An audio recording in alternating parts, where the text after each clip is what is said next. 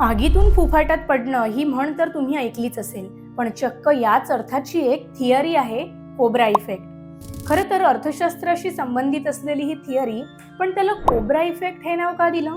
त्याचं झालं असं की 1800च्या दशकात भारतामध्ये कोब्रा म्हणजे नागांची संख्या इतकी प्रचंड वाढलेली की तेव्हाच्या ब्रिटिश राजवटीतील सरकारनं नाग मारून आणा आणि बक्षीस घेऊन जा अशी स्कीम आणलेली. पण भारतीय लोक आधीपासूनच इतके टॅलेंटेड आहेत की त्यांनी या स्कीमचा बिझनेस म्हणून विचार केला आणि घराघरात नाग पाळले. म्हणजे नाग पाळायचे, मोठे करायचे आणि मग त्यांनाच मारून बक्षीस मिळवायचं. पण लवकरच ही गोष्ट ब्रिटिश सरकारला समजली आणि त्यांनी ती स्कीमच बंद करून टाकली. आणि स्कीम बंद झाली म्हणून लोकांनी घराघरात पाळलेले सगळे नाग अचानक आणि एकत्रितपणे सोडून दिले, ज्यामुळे एकाएकी नागांची संख्या अनेक पटींनी वाढली. थोडक्यात काय तर एखादी समस्या कमी करायला जावं आणि तीच समस्या अनेक पटींनी वाढावी.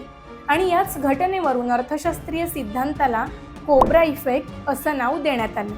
आणि आपल्या सोप्या भाषेत सांगायचं झालं तर काय, आगीतून फुफाट्यात पडणं. हा व्हिडिओ आवडला असेल तर जास्तीत जास्त शेअर करा आणि विसरू नका संवाद सेतूला फॉलो करायला.